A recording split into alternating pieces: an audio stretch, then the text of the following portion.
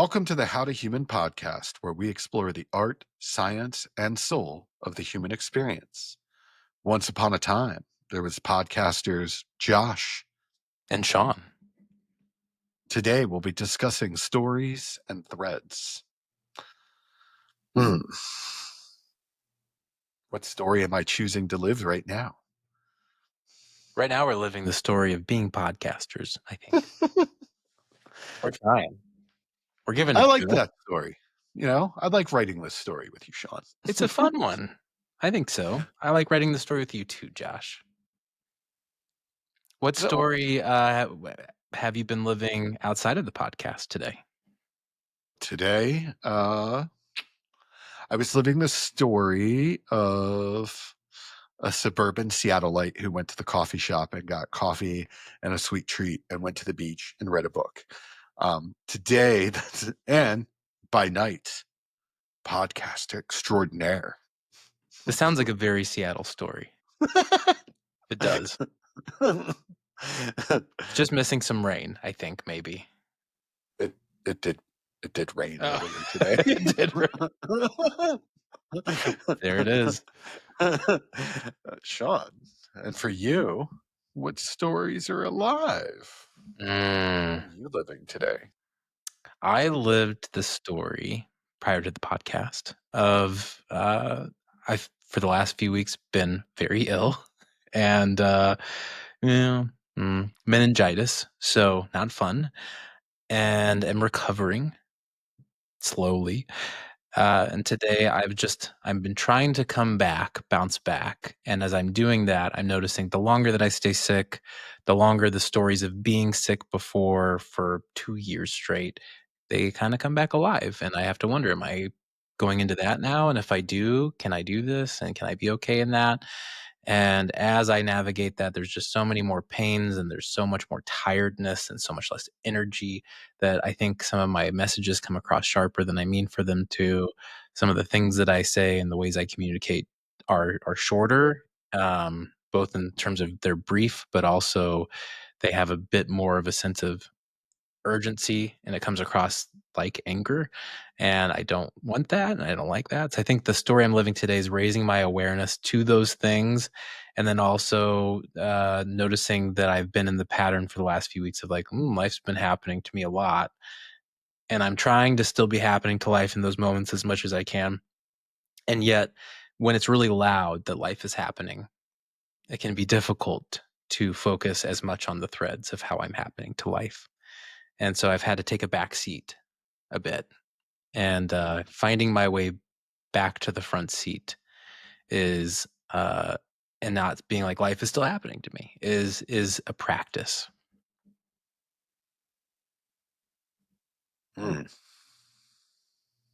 Yeah.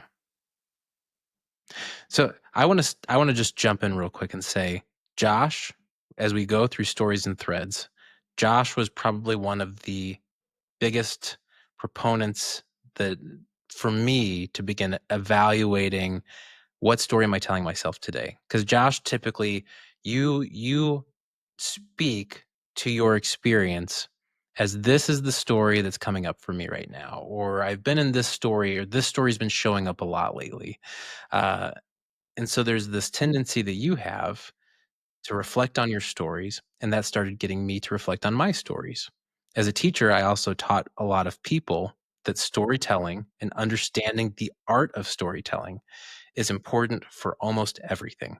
If you are designing an experiment, if you're creating an experience, if you're throwing a party, if you are creating a marketing campaign, whatever it is that you're doing, understanding the importance of story as how humans experience and how we organize those experiences in our minds is important. And so for Josh, for you to bring that into this new sort of space for me of reflecting on what story am I telling myself today was really helpful to me. Because once I started doing that, I could take inventory and become aware of the stories that were coming alive in each moment and how those stories weren't necessarily typically reflective of the moment I was in, but of moments that came before. How did you come to that? I um, how the awareness of the storytelling was it was shared with me, and I was as I was learning and developing and building tools, um, someone had presented me with the question of, "Oh, is that the story you're telling yourself, or is that actually what is happening?" And it really gave me a mention of pause, and I had maybe never been asked in that way of, "Oh, what is the story I'm telling myself? Is that a story I'm telling myself?" And that tool I really just took it, borrowed it, and worked at playing with that tool, shaping that tool, and then using it in my own experience. And then being able to share that with people in ways of then being able to ask or guide in similar ways or questions, phrasing around the stories that we tell ourselves. And it became foundational for when I do or have done some of my healing work. It was Wandering Bear because it was always the stories we tell ourselves. And that was the real key foundation of that. And it was born out of the stories I was telling myself of how I'm stuck or I'm unlovable and I'm alone and I don't have friends, which really is not true, even though in moments that story can feel very alive and very true. And becoming aware of that sometimes after the fact, sometimes if those emotions for me are really, really high, or if I'm really in that like low spot, like, we had I had an emotional crash or something, and I'm feeling that story, then it is, hey, what is this story? Where is it coming from? Why am I telling this story? And we can get into further things like, is this a story that I have been telling myself? Is this a story that someone had told me and I carried the story with me, retelling the story that someone had gave me? So I'll give a little bit of pause here, but that is sort of the origin of where this tool like really had shown up for me. I'm curious to know, you said that you did Wandering Bear, and that for you, Wandering Bear was an opportunity to provide healing space for other people and to share this toolkit of story unraveling and thread following. And so, what tools did you typically tend to use in that practice that might be useful to other people?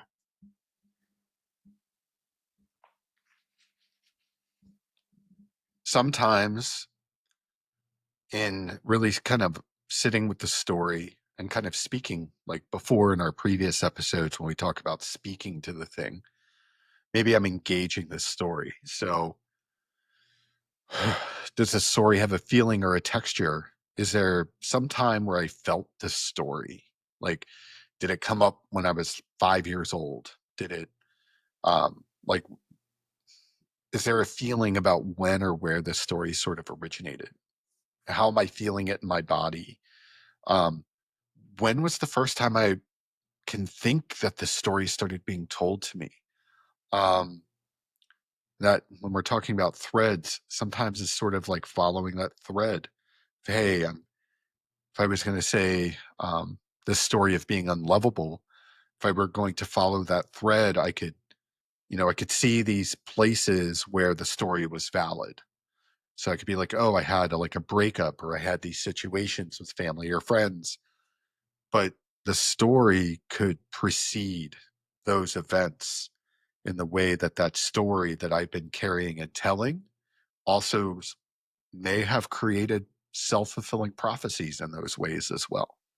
So, sort of then understanding that the story I've been telling myself has also been writing endings that I didn't want to happen either. So, those things became very aware of, like in learning those stories. The thing you don't want to happen if you grab too tight to that story is, to me, I found, is often some flavor of what, like, I don't want this to happen. I'm going to hold on to this story very tight because I don't want it to happen. But then it happens because that's how the story is sort of written or being played out in aspects of that way for myself. Um, Mm. mm, Yeah, I can see that come alive for different people, and I can see how that's come alive for me at different times in life. I think that there was a time in life where I really didn't want to be alone, and I was afraid of it. And in being afraid of being alone, I put myself out there a lot, but in kind of a needy way that placed demand on other people that I couldn't see. I didn't understand that I was putting that demand out there. Validate me, see me. Uh, will you be my friend? And I couldn't, I wasn't fully aware that that was the energy, the sort of anxious, attached energy that I was putting out there, and how much demand some people might feel from that. And so the mhm, fear of loneliness was driving me my behavior in a way that was leading me to more loneliness, or unhealthy relationships where other anxiously attached people might connect with me, and then we would enter an unhealthy dynamic of attachment. So I can see what you're saying. It sounds like it starts with, you said that you give it a texture, you give it a shape, something like that. And that also mirrors a practice that I do for trauma excavation and sort of trauma work, where yeah, I'm trying to understand the stories that are behind my current moment too. And the way that I start with that is to connect with my body. So we've talked before about doing a body scan, connecting with your body, starting from the head, moving down slowly, kind of noticing the different places in your body where you have different types of feeling. Do you have a sort of a tense or tight spot? Do you have some uneasiness in your stomach? Are you feeling short of breath or that it's hard to breathe? Are you feeling places where you're constricted, or where there's just something you notice that's not normal or that's not relaxed, that's not in this moment? And then paying attention to those places in the body, because the body keeps score. The body is where our emotions live, and then they're recorded there. And so those are the places where they tend to pop back up. And once I notice that place in the body, then I do the practice that you were describing, where I imagine, what if that had a shape? What would that shape be? What if that had a texture? What would that texture be? What color would it be? What would it smell like? mm, And then I chip into it, chip away at it, and I try to tease out the thread. When is the first time I can remember feeling like this? mhm, And typically there is a root of the story that I'm in that moment. Whether I'm really in the story in that moment because I've drawn myself to it unknowingly, or if I'm not really in that story in that moment, I'm just sitting in my house, or I am outside on a sunny day, but I'm mentally and emotionally and in my body in a response that is in that moment. And then I can, by pulling that thread of when's the first time I remember feeling like this, I can notice what that moment is, and I can recognize what the story of that moment would be. And then I can ask myself more questions. I have some questions in my mind about what I would ask, but what do you typically tend to ask once you've found a thread of story that you can pull on? How do you follow and the thread?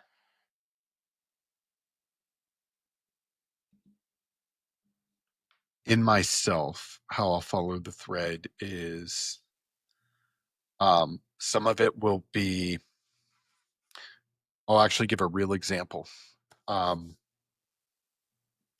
Fairly recently, I went on a trip with a friend, and not like great trip, great time, little bit of learning with my friend and I, sort of like couple moments that kind of came up. And when the feelings came up in me, like, oh, I'm disappointing, I'm failing, like I'm not being my best self in this moment. And it, as I was able to kind of get a moment, kind of check in and get a reprieve, like to kind of really get centered in myself, it's kind of like, oh, ooh, like where did that come from? Like, why did that part in me show up with this story? So like, oh, like, and kind of really sat with it and was like, oh, like, what's that feeling like in me? And kind of like connecting in with my body. And then almost as I'm engaging and I'm asking, like, oh, like, where did you come from? What are you bringing me? What is this? And in the feeling of it, I felt almost like I was 5 years old. And kind of then I was like, oh, well, what was happening when I was 5 years old? What what really made this come up? Like what was happening in that space? And in that moment, I realized it was that part of me that was really having this difficulty of being overwhelmed, not really able to articulate what was happening in the moment where I was feeling overwhelmed, and then feeling where I had like really failed and disappointed, partly because that was the story that was put on me that I then told again is that, oh, expressing being able to express what's happening, there wasn't space for it. And if you express it, you're disappointing. And if you try to just deal with it and not do successfully, you're still disappointing. Mhm. So now you're just a disappointment. And that story carries through in those moments and kind of gaining that awareness of like, oh, I was retelling this story. I wasn't even aware of it because how it was bundled in those emotions of like, oh, I'm just failing. I'm not able to show up in this way, not in the way that I want to be, not in the way that I'm capable of. And I'm just disappointing and I disappoint everybody. And this is what I do. And that story's not true. Felt true in the moment because I wasn't showing up as my best self. And I was, having a moment of frustration. But that was how I was able to try to follow that emotion, follow that feeling. I was able to then sort of get into the space of like, oh, that's kind of in this area, and then just kind of sit with it and be sort of curious, almost like allowing it space to sort of talk to me in that way. And then that's how I sort of, in this most recent example, how I was really able to move with that story to sort of follow that thread along those other examples of like, well, I always do this. Well, what's always? And kind of moving through that. So instead of getting stuck into the story, it's kind of like, where did the story start to get written? Who was telling the story? Am I telling the story? How am I living this story? And taking inventory of how that then colors the interactions that I'm having as well. So that feeling in that moment where it's like I'm always failing people, that's when I'm inside the story. And then as I'm able to kind of get outside and follow that, it's able to be like, oh, that's why this is so alive. And this is where I can see that it's showing up as, or the part of me that's showing up in that way. Like that version of me where it was just imprinted that you are you are not to communicate, you can't communicate, like you are just wrong. Like and that and in that way, that was able to give me a space of reflection. And did I apologize for it? Yes. I said, "Hey, I'm really sorry I didn't show up as my best self. I was really struggling with these things." Sometimes I struggle at being able to articulate, and I don't always know how. Um, but I want to let you know this is where it is, and I'm trying to move towards um, being able to talk about what's alive in the moment. And that was great. Like no negative impact, kind of a rupture repair, little tense moment. And it's like, oh, hey, like we can move through it. But that was how, in this one example, while we're traveling and it's unfamiliar territory, and with another person that is also skilled, but being able to find that and kind of move through that. And that's the most recent example I could give you of something that was really challenging, where it was like, I'm really failing you. Like, I'm so sorry. There's so many juicy parts of what you just shared. And first, I want to thank you for sharing something that was deeply personal and vulnerable, and sharing this story of how you felt like you're not enough, or you're showing up in ways that uh, are not good. You mentioned this feeling of being unlovable in another story, and I think that it's important to recognize, for me, or to share with you, that I have a lot of resonance with a lot of the stories that you do share.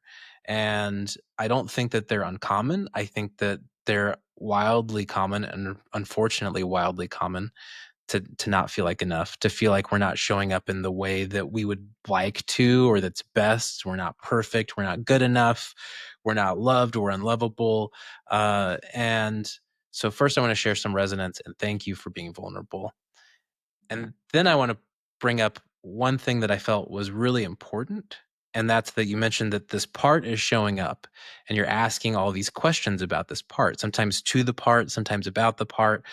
Why is this part showing up? Where did I learn this thing? Where did I pick this up? Where did this, like, was this important for me? Mm. And I think something that's important to acknowledge there is that these parts aren't things to hate or to be angry at or to feel guilty about, but they're showing up because they're trying to help us in some sort of way. So they're typically showing up in a way to protect us. And to that point, I'd like to take just a moment to look at how the brain works in terms of that protection.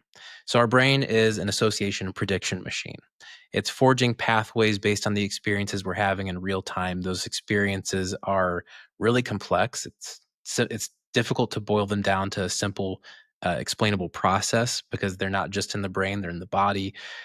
There's a lot of levels to it, but it's one way to think about it is that your brain is building this network of experience, and it's always looking at the experience of this moment through the lens and the filter of all of the moments you've experienced before that seem to be relevant to this moment. And so these parts that show up are these networks of the brain that are thinking this moment is like this other moment, and in this other moment we felt this way and we behaved or didn't behave in this way, and we're not going to let these things happen to us again. Our brain is kind of this machine that we've told you have to be perfect. You have to make me perfect all the time. It's always looking for all the ways to do that. Always looking for the ways to keep us safe all of the time. So it's looking for perfection, and that's part of perfection is looking for safety all of the time, making sure that we're okay. And as it's doing all of this scanning and comparing to old stories, because all of those experiences of the past are stories at this point, they're the past and the future aren't really real in this moment. They're as real as we give the story credit to be. And so there are these stories that live in our brains and these networks of association. And as we're experiencing this moment, where the networks are activating, they're trying to use this prior knowledge and information to ask, are we safe right now? They're scanning for threats. They're trying to make us perfect.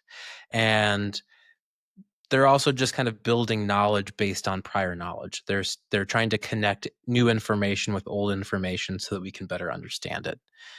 And so as these parts are showing up, they're really showing up to protect us. They're not showing up to hurt us. They're not showing up to make our experience worse. And your parts were showing up saying, I could do better. I could be better. And although you were saying in the moment that wasn't really true, in some ways you felt that it also was in the end, to the point that, and I want to give you credit for this too, you took ownership over the way that you were coming across. You took ownership over the way that you might be perceived and the behaviors you felt that you were exhibiting to another person. And I think a lot of people are maybe reticent to accept responsibility for how we behave when we behave as not our best self or when those parts are showing up and they're trying to protect us. I think it's really cool that you took responsibility in that moment and you took ownership over your behavior in a way that kind of explained, but also didn't explain away. Didn't avoid responsibility by explaining, but explained to accept responsibility. Another thing I noticed was that you took a moment to challenge your story. So you said, here's the story that's coming up. Is that story really true now? You checked the facts. And so you challenged the story that was coming up to see, does it actually fit the facts of the moment? And in some ways it kind of did. And in many ways it really didn't. And so we're complex beings. It's not all or nothing. So it's not like it totally fit or didn't fit and that's all there is. It's like parts kind of fit and parts don't. And you used that process to be able to more deeply understand the story.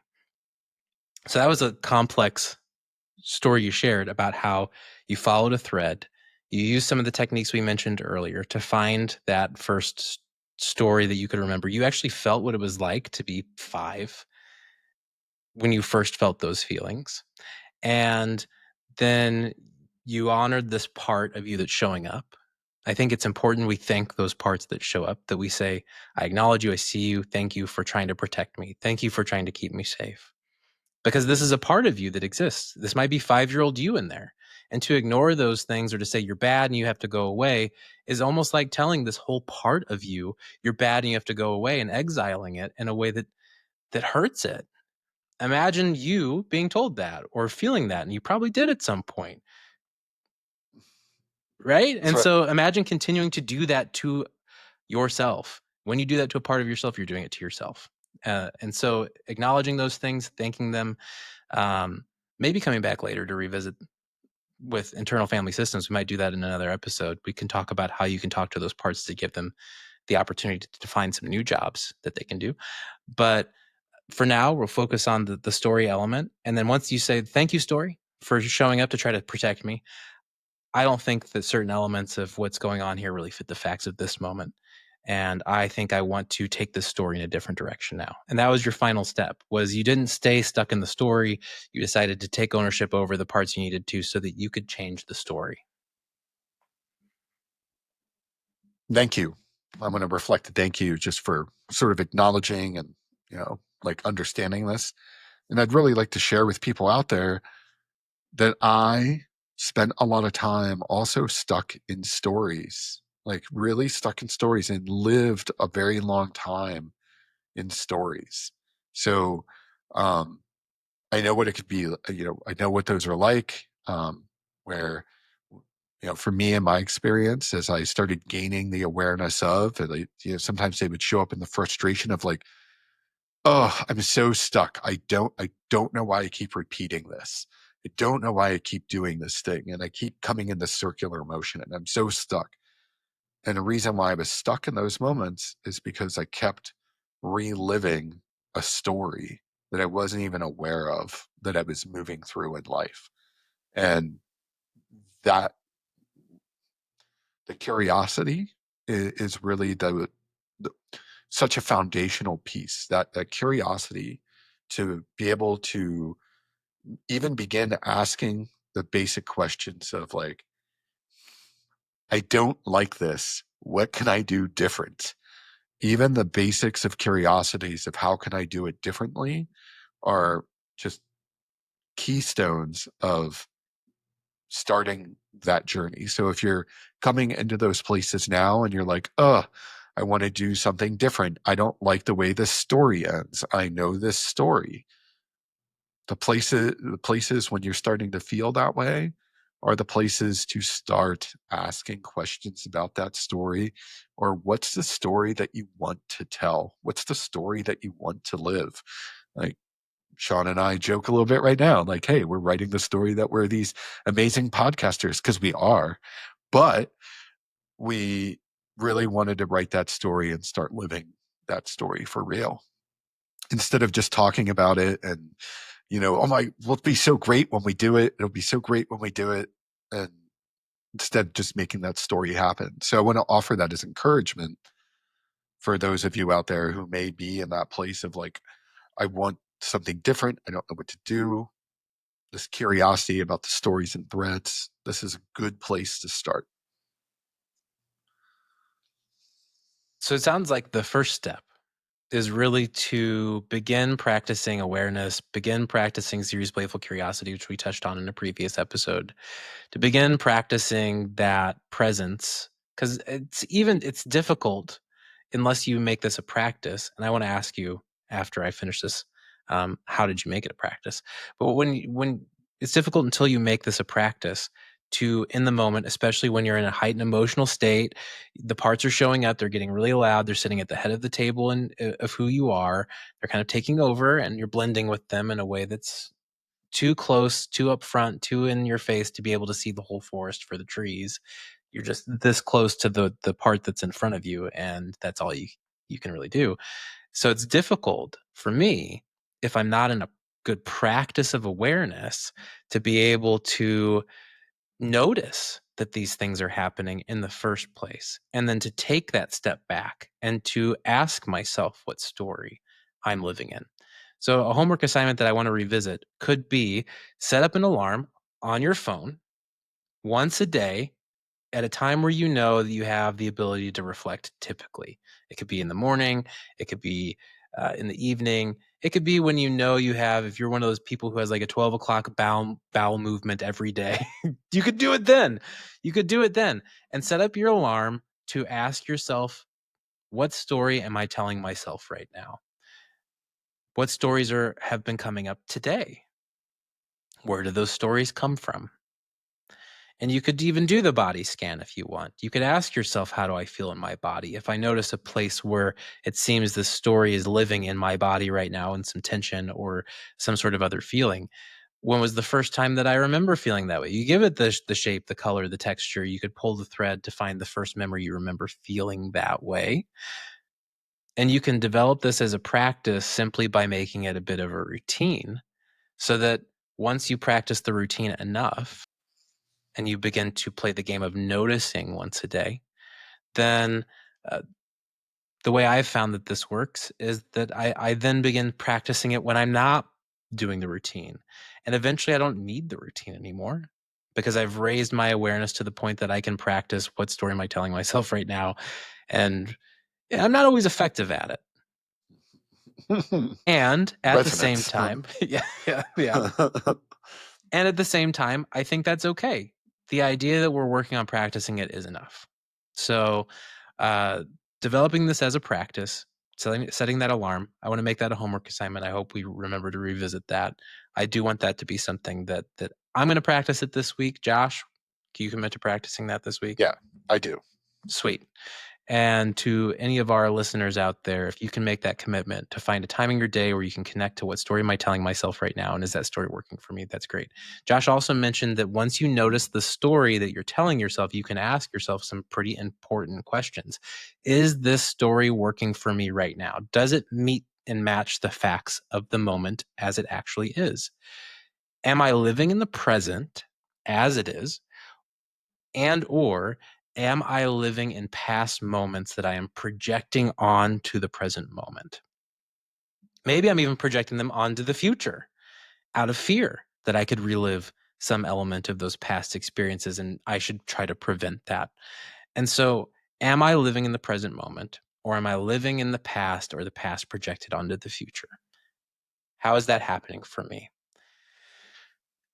And once you can start to practice that the way it's worked for me, again, matches Josh's story, that I can then ask myself, wait, what story do I want to live? And I can start choosing that. And again, once I start finding or thinking about the threads of the forward threads of what story I want to live, I can begin envisioning that life. And I can start working on operating from that life instead of the past, the potential of what this story could be. And for me, that's like taking the pen back into your hand so you can begin writing your own story instead of the world doing it for you. It doesn't mean that there's not going to be moments where things out of your control are going to happen and the world's still not going to say, actually, I'm writing too. And it's not going to get in there with its own pen like it has for me for the last 4 weeks. And at the same time, there's always still some amount you get to choose to write. There's always some amount that you get to choose to grab the pen. You can still write the narrator parts. Yeah. Yeah. Sean didn't like the way he felt. He wanted to change it, but he didn't have the energy. And indeed, he was sick. That is the voice that is the narrator in my head. Yeah. Yeah. You got like a Wes Anderson kind of movie going on in there. Josh, for you, how did you develop this as practice? And do you have any good tips?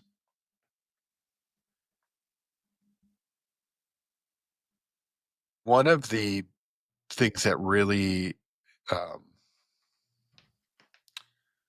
one of the first places of mindfulness, and this was a learning. One was as I was gaining awareness around the stories I was telling, I also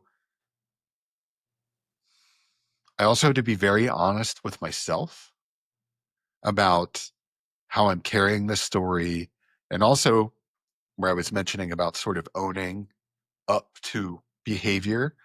Um, because to me, operating out of a story, if that has come from a wound or a trauma place, it is going to color the way that I'm seeing or experiencing that event that may not be happening the way it is happening. And that is not meant to gaslight or, like, oh, that didn't really happen that way. But there is some level of like, oh, hey, did that actually happen? Or was I reacting to a story internally inside of me? Which is where the personal accountability, which is also acceptance, radical acceptance, neutrality or radical neutrality, depending on how you're applying those concepts to yourself.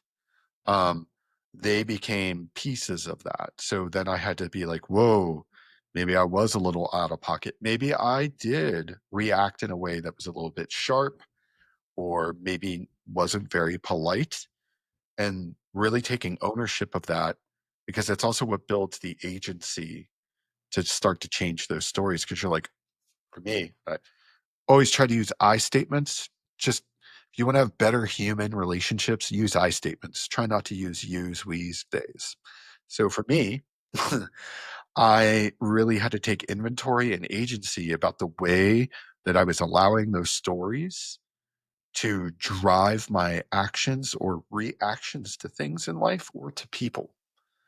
And in sort of taking inventory and then looking at the story, really being honest with myself what was happening also was a way of rewriting that story. And it in doing that, it sort of, maybe this is some brain science, Sean, but it starts to change the way that that story has an impact in me. Maybe it's no longer carrying this the feeling that it carried anymore. Maybe now those feelings are starting to separate from the story. Like, wait, so the story, okay, but now it doesn't have quite the emotional charge.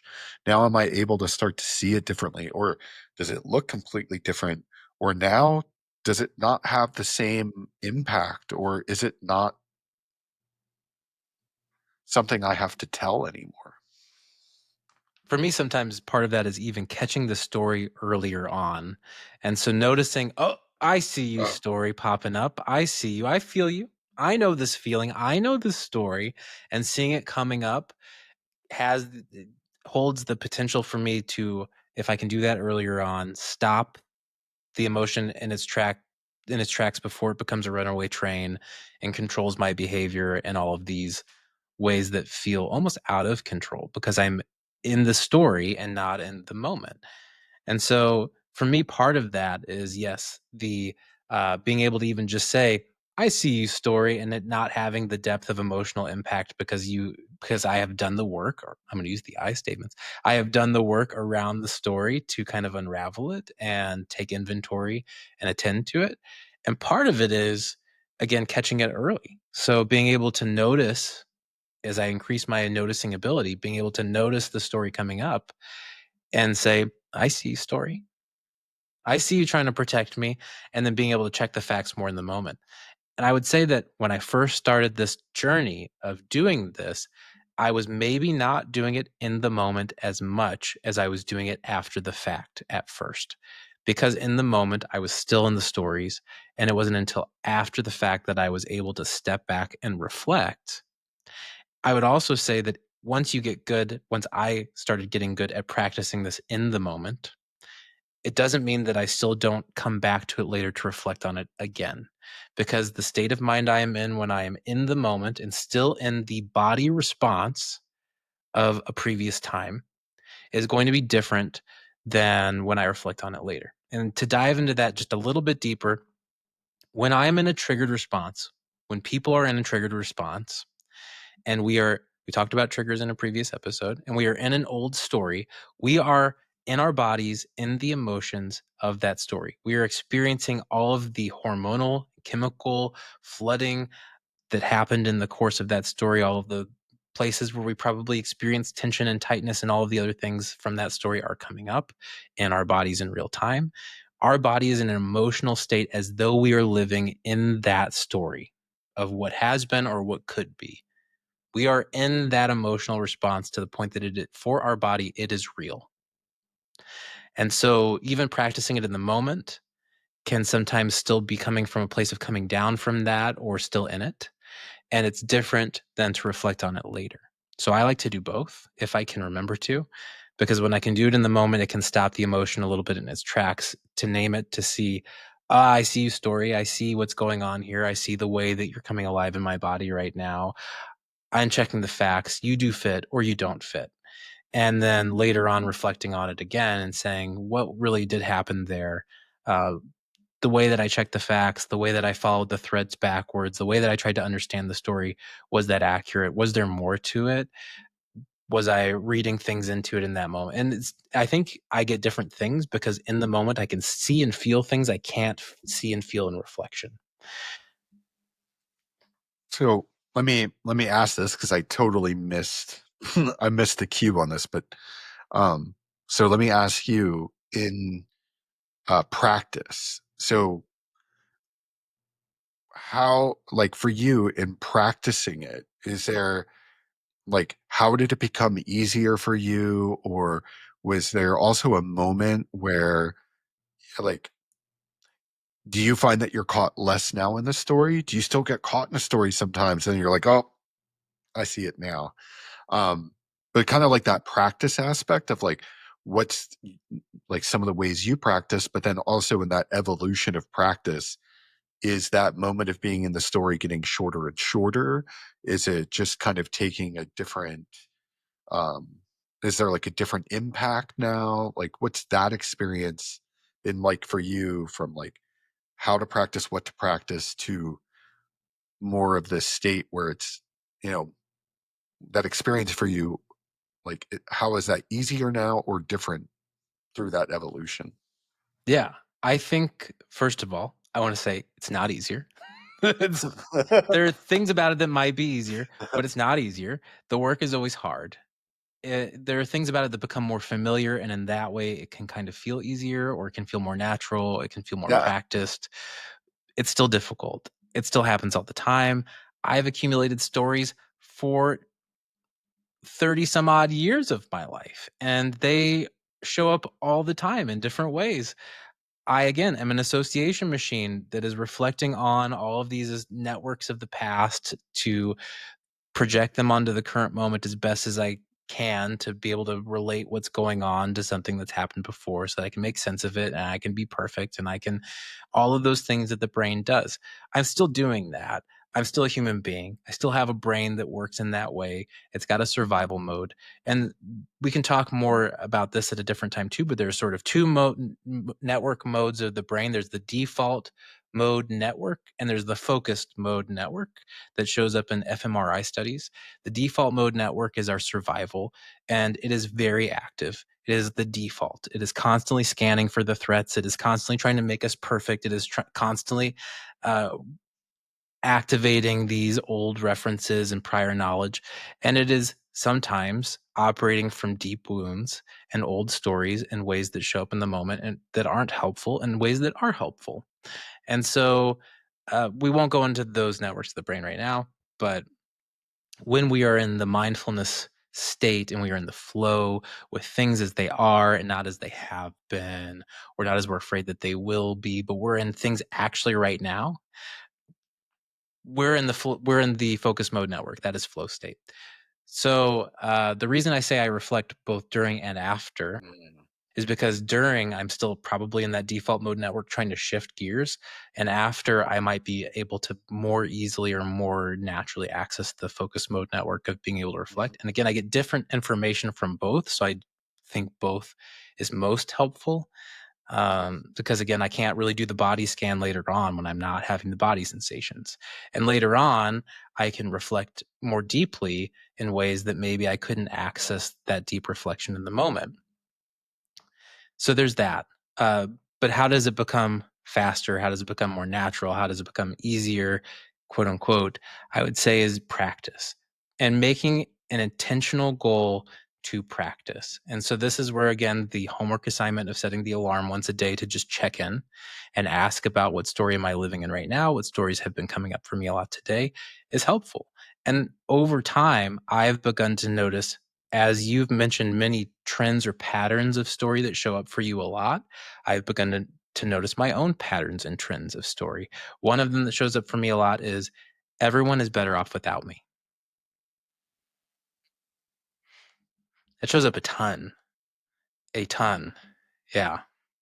Everyone is better off without me. And so it's better if I go away. It's better if I don't get too close. It's better if I keep people at a little bit of arm's length, because in the end, they're going to hurt me or I'm going to hurt them. And at the end of the day, I'm not good enough anyway. Everyone's better off without me. And so I'll set myself aside, or I will be pleasant, or I will be invisible. I think that that is the easiest way to just make sure that everyone is better off, because they are better off without me.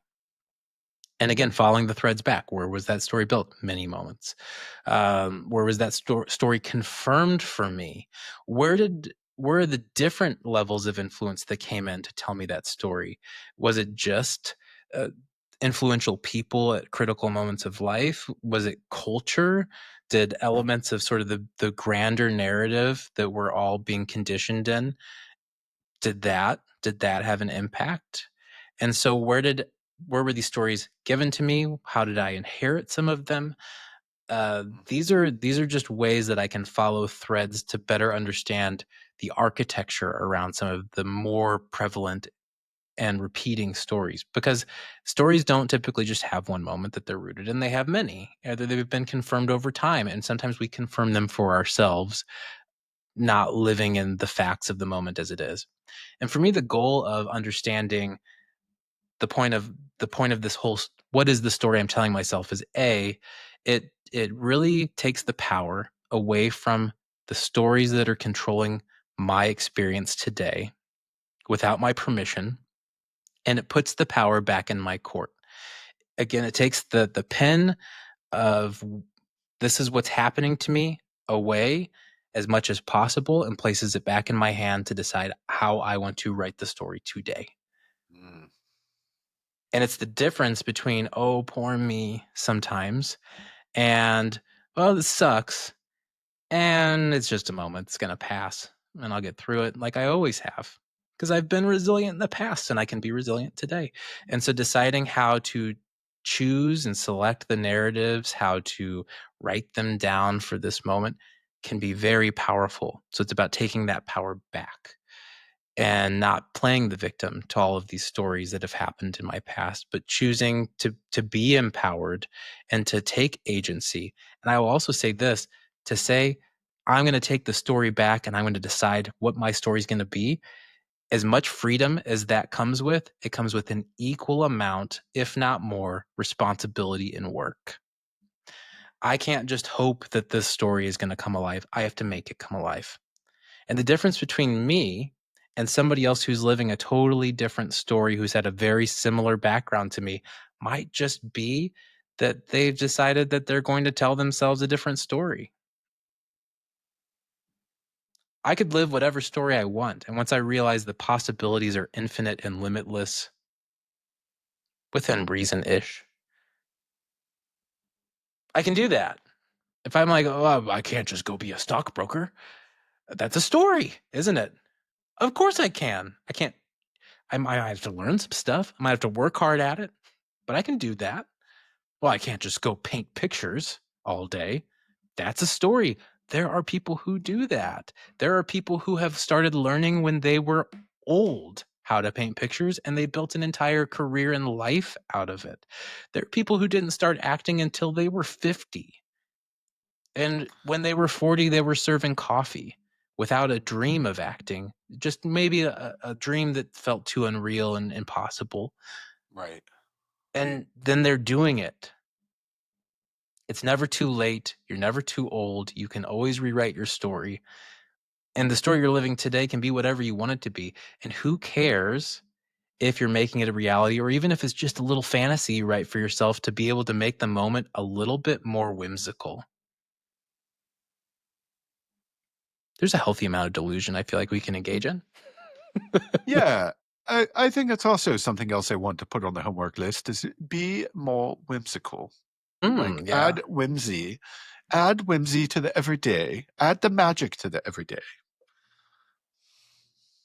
I feel like we could do a whole episode on whimsy as well. Oh, well, it will happen. Yes, yes, we will write the story. Oh, yes. Yes, yes, yes. Of um, course, Joshua. yes, we will have the wisest podcast of them all. Yes, yes. I don't know about wise. I I would settle for Cheshire Cat. Fair. Well, Semi-devious grin, total chaos, complete detachment.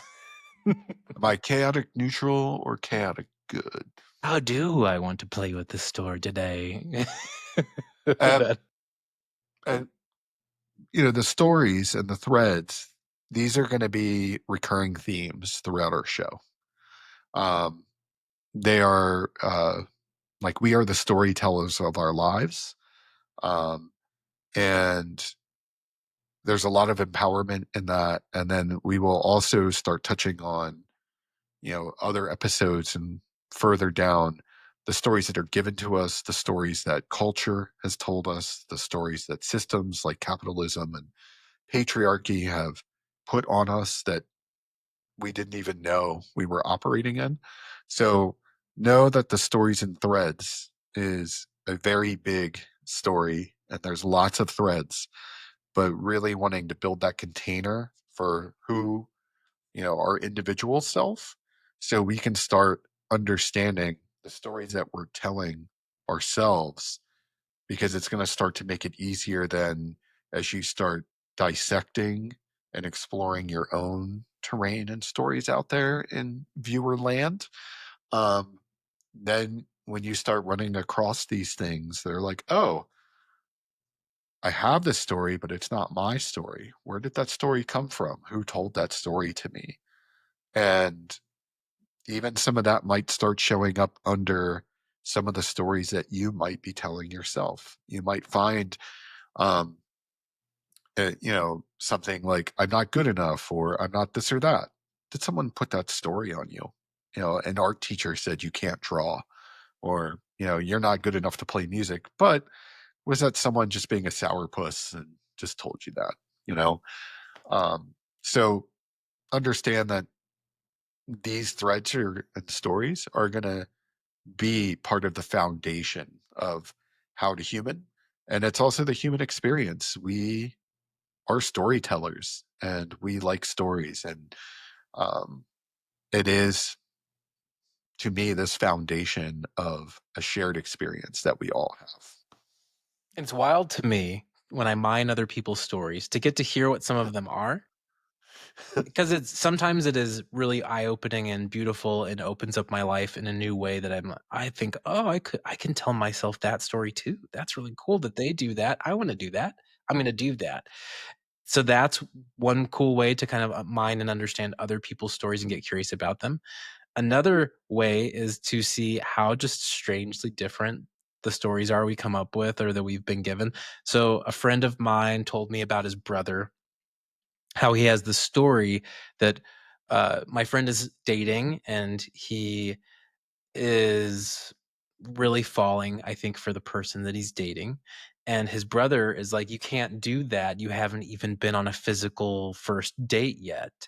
And you can't do these things because you haven't done these things." And they're all arbitrary. And some of them are just complete nonsense. And the rules come from stories. And you can't even see. I am taking these stories that were probably given to me by somebody else, these rules of should and can't and can, and I'm applying them to my life in very limiting ways and trying to apply them to other people's lives. Because if they don't play by my rules and my stories, then that feels very uncomfortable for me to think, how dare you? How dare you live not according to the rules and shoulds of my story? How dare you? So there's another way that we can look at other people's stories and to understand, oh, I wonder, and for me that kind of brought up, I wonder what the rules are that I play by. that aren't real. The dishwasher rules, the rules of this is how you're supposed to do the dishwasher, and then one other person comes along and they have their no, this is how you're supposed to do the dishwasher. The third other people's stories point that I want to touch on is I think today I see this especially with younger people, and I've seen it with myself. We can, and I have, avoided living in my story by consuming other people's stories. And that can be social media, that can involve streaming a bunch of television and movies, and doing it to a point that is not, I think a certain amount of that's fine and healthy, but I think a certain amount of that is not fine and not healthy. When we are avoiding our own experience in our own lives and the stories that we're stuck in, quote unquote, because that's a story too, to be stuck in it, by consuming other stories and avoiding our own story, we are at that point not just handing the pen to life, we are handing the entire lens of focus to stories outside of ourselves to the point that we're not even in our own story. We're not even living what it means to be Josh or Sean or whoever the person is that you are. And so how much of my story is being governed by the past? Yes. How much of my story is being governed by the past, projecting fear onto the future? Yes. How much of my story is being governed by old pain? Yes.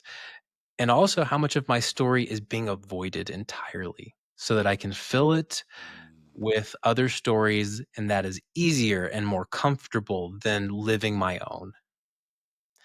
You get one human experience that is this one, this exact version of this one, as far as we know. As far as we know, one time. You're definitely having this experience right now. There's no way to deny that. I'm having my experience, you're having your experience. I know I'm having my experience. I can't really verify you're having yours, but I'll give it the benefit of the doubt. Uh, and so, if this is the only human experience, the only time you get to have this particular human experience, if this is the only time you get to have this one, what do you want to do with that? You can do whatever you want with that within reason.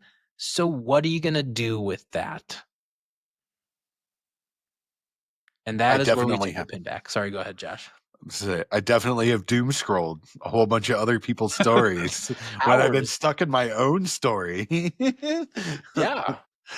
So I'm with you on that. And also a reflection came to mind about how if I'm in a story, how I may even project that story onto other people, and understanding that in that way of like, oh, you're not playing the part I wanted you to play, or um, so that just kind of came to life for me in this moment as we were talking about stories. I was like, oh, I was even thinking of all the ways that I projected the stories that I was in outward into the world onto other people. Well, Um, sometimes people tell us a story of who they will be for us in the future, and then they don't live up to that story. But it's, again, up to us. Do we really carry that story that they've told us and then measure them against it? Or do we just allow the moment to be what it is and we be in this moment instead of those other ones?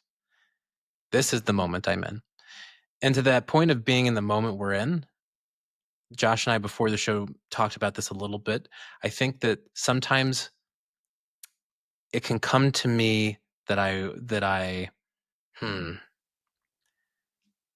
that I when I was in the experience of not being the moment I was in, when I was in fight, flight, freeze, fawn, I was surviving in the moment. I was in the throes of fear and pain and operating from that. And then afterwards, when I come home and I am in a safe place, that I'm then at that point telling myself the story of what happened. It's not always happening in the moment of what's happening. Sometimes it's not happening till after the moment of what's happening. And I am walking around with this kind of cruddy attitude based on what has happened earlier in the day. Well, I've had a bad day. And I'm walking around, I've had a bad day. And I'm in the story of, again, what happened before because I couldn't fully feel it at that time.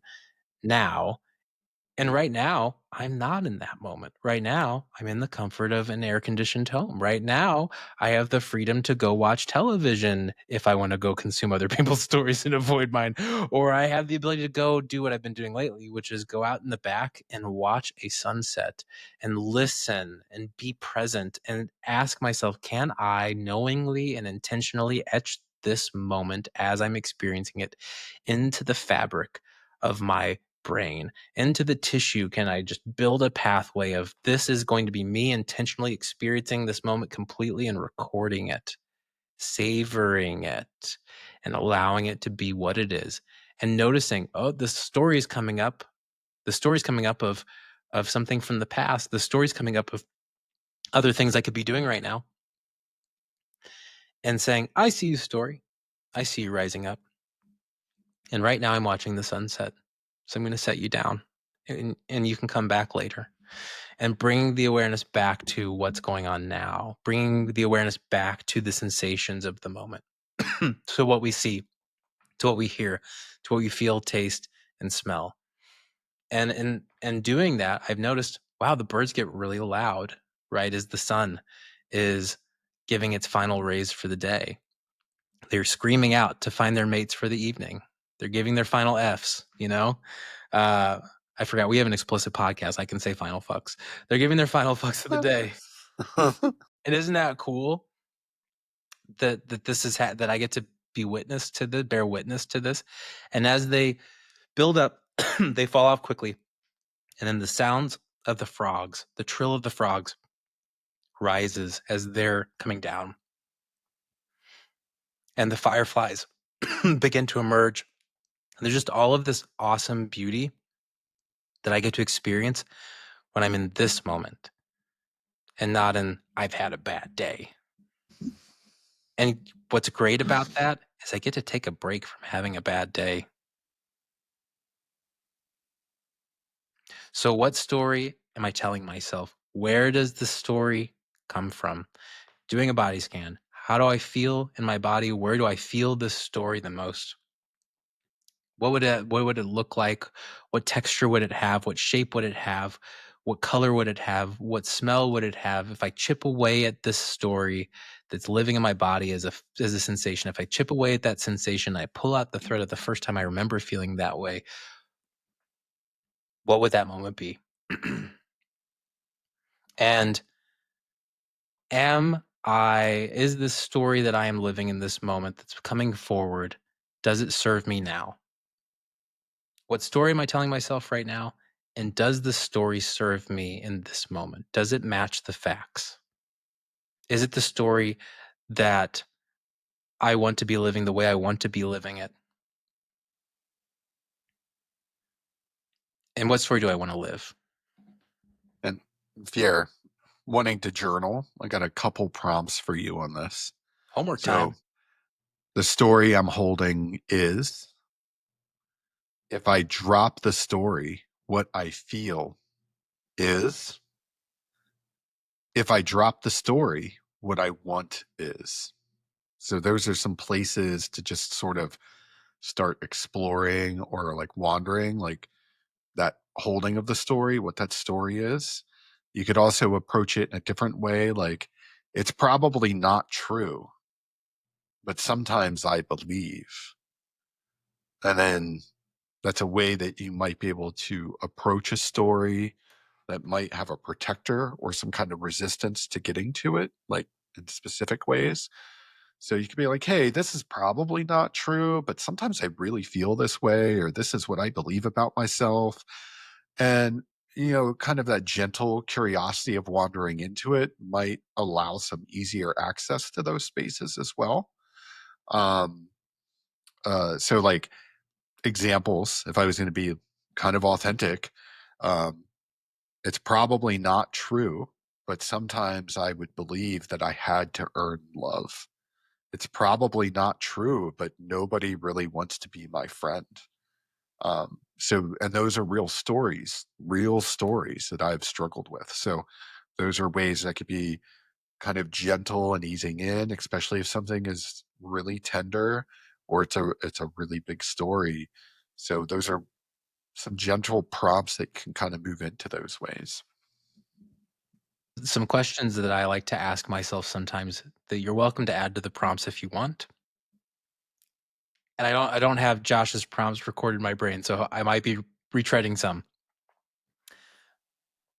Who I am allowed to be is who I am not allowed to be is what I am allowed to do is what I am not allowed to do is these stories serve me because these stories no longer serve me because these stories limit me because it's not to say limit is bad.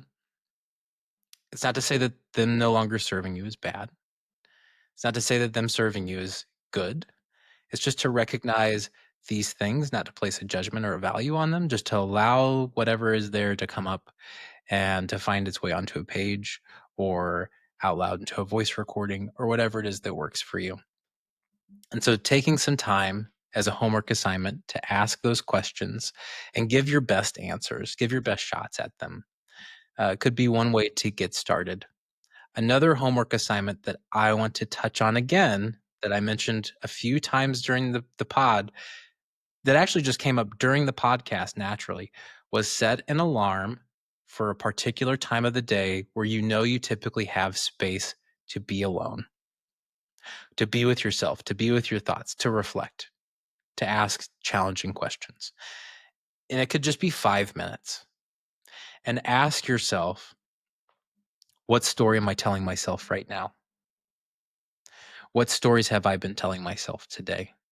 Are those stories serving me? What story do I want to live if I were to live the story that is my favorite story for this moment? And as you ask those first two questions, what story am I living today? What stories have I lived today? If you are living the story currently, you can do the body scan. You can do the giving it the shape, the color, all of those things. You can try to tease out the first memory. You're welcome to engage in those practices. You don't have to, but those might be helpful for you to be able to answer those questions a little bit more honestly and with more information that can kind of guide you to the stories. Any other homework assignments, Josh? I do got one. So, in my experience and my perspective of my own things, one of the things I've known about myself is a lot of times I'll have a story, and the story could be big, and there's a lot going on in this story, and there's a lot of emotion, and there's a lot of feeling. So, in authentic relating, there was a game that I started playing that that we play in our workshops or our game nights, and it's called Story to Headline. What I really liked about this game was is you start with your story. You tell a story for a minute and a half, and you're going to tell that story 3 times, and each time is going to get shorter and shorter.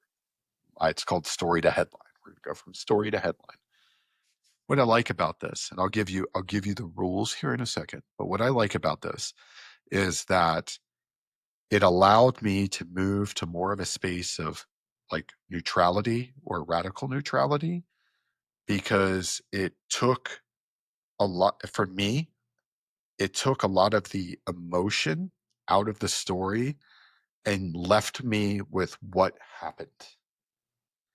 So, in that way, for myself, it took out a lot of the ways that I was telling the story and left it with a very basic thing. So, I'll give you the framework of the game and follow along here. So, you're going to share this story 3 times. The first time, you're going to say it, you're going to tell that story for a minute and a half, 90 seconds. The second time you tell that story, you have 60 seconds. The third time you tell that story, 15 seconds. It's going to take a little bit of practice, set some timers, but I'd really like people to practice this, especially if there might be a really difficult story and maybe it's a difficult story that one has put on themselves. That's how I found this beneficial for me. And in the way of see what shows up for you when you take this story from 90 seconds to 60 seconds to 15 seconds. Notice what happens to you when you get to the end and you get that headline of the thing, of the story.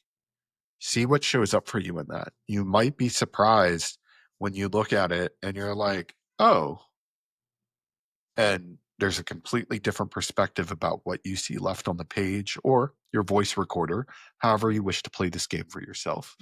Um, but that would be my final homework today, and it's one of my most favorite games. Really helps shrink down and get very succinct to maybe even a pathway to where that story has come from or a thread to follow.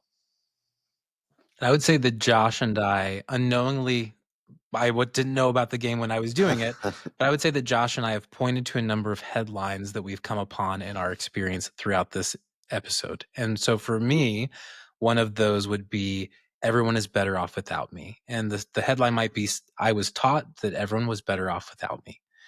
And I think that part of what I started learning how to do was number one, I understood that this is not my fault and it is my responsibility to attend to this. Nobody else can change this story for me. I'm the only one who can do it. And number two, after I've taken the responsibility, I've recognized that part, is I actually forgot what number two is. It'll come back to me, I'm sure. Oh, come on. It's right there. We're right there. The story to headline, everyone's better off without me. Nope, it's gone. I forgot number two. I forgot number two. There were 2 points, and the second one was I need to start writing this stuff down, I think. I believe that every single one of you is worthy of a story that you feel good about, that matches the story you want to live. Don't let crappy people write your script. Right. Start writing your own script a little bit. Right. And as you start to do this, you might find what I have found, which is that I'm not for everybody now. Maybe in the past, I was taught to be pleasant or hidden to the point that when I was trying to be liked by everybody, I was kind of a nobody in many ways. And so I'm not for everybody now. And that's okay. Some people are not going to like the story that I'm choosing to write now, and that's okay. I'm an acquired taste. Right. I remembered the second thing. Number two. Number two, it came back. If I were to give this headline, if my friend was telling themselves this headline, what would I say to them? I don't want my friend to be thinking everyone is better off without me because I'm not better off without you. You're important to me. And so, what would I want my friend to think? What would I want my friend to feel? What would I tell them? What would I want them to hear? How would I challenge that story for them? Because sometimes I think when we're trying to challenge our own stories, this is true for me, it is difficult to challenge my own story because I'm not approaching it from that place of empathy. But the truth is that I can be a really good friend. And so if I can be a really good friend to somebody else, I can be a really good friend to myself. And we spend a lot of time, I think, being our own worst enemies.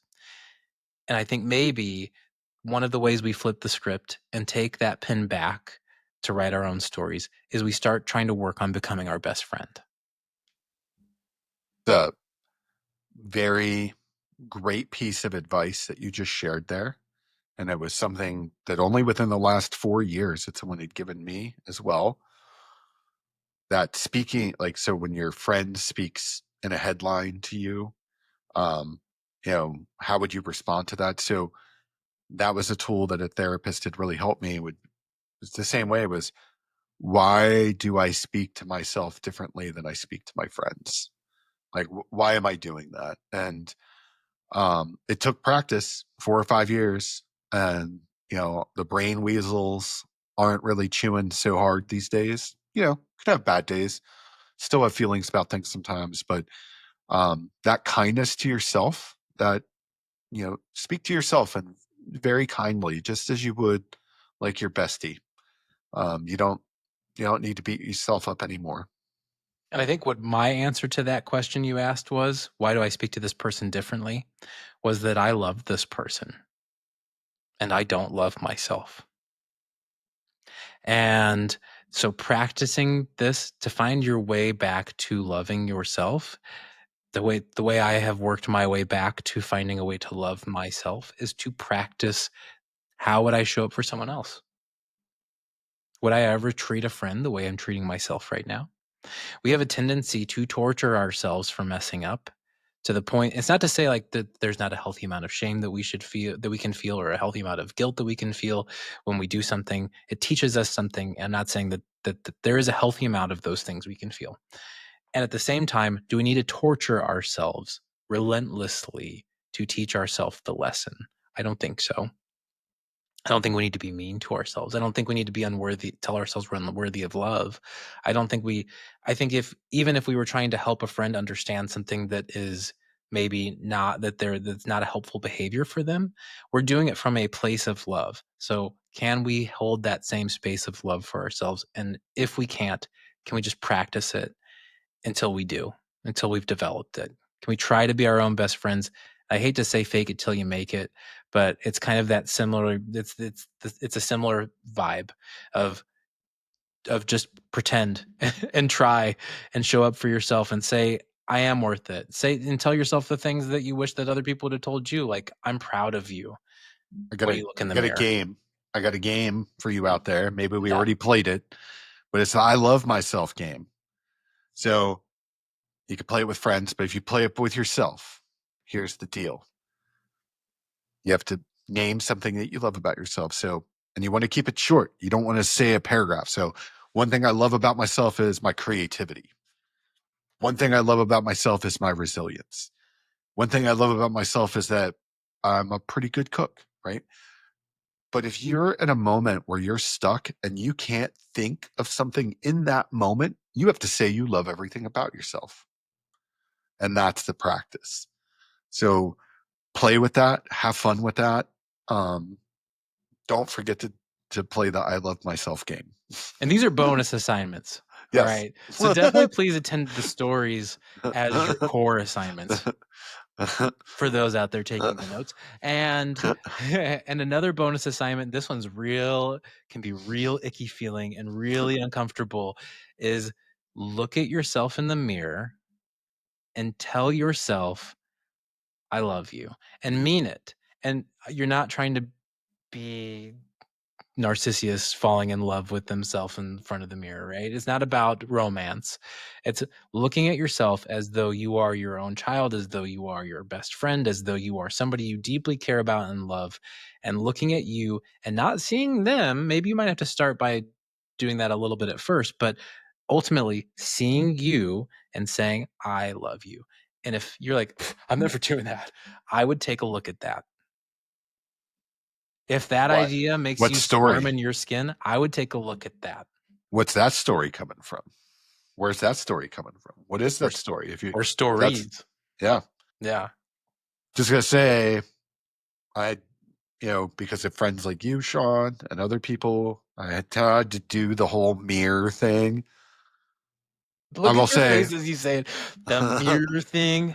the fake it till you make it totally was it. It was very uncomfortable for a little while. And now less difficult, less of an issue. And I can really mean it when I look at myself and be like, oh, hey, like look at how I'm showing up for myself today. Look at what I did for myself today. Um, so I'm gonna pause there because I know we're getting towards the end of the show. Well, before you do, I want to just share my first No, do experience you think saying that and feeling you're it for the closing? first time was like to look in the mirror and to really actually feel that I loved myself was what the first time that I broke through with that was incredible. And it was insane how strange it was, as though I was looking at me being somebody else and having had me be this long lost best friend that I'm seeing again and be like, oh my God, I love that guy. Hey, look, I love that guy. And really feeling it, it was huge. So if you can work to that place of having that moment and really mean it, not just try to mean it and pretend to mean it, but actually feel it. It is incredible. And I don't have that moment still every day, but I know I've had it. And so I know I can. And so I it's easier for me to get back there. I love all of you. I hope that you can find a way to love yourselves and take hold of the stories that you're living with intention by recognizing the stories of the past that are showing up today and choosing whether or not they continue to serve you. And if they don't, finding or choosing or writing the story that does serve you. This has been How to Human. Signing off. This is Josh. This is Sean. And thank you for joining us. And everybody lived happily ever after. Bye, everybody. Bye. See you next time.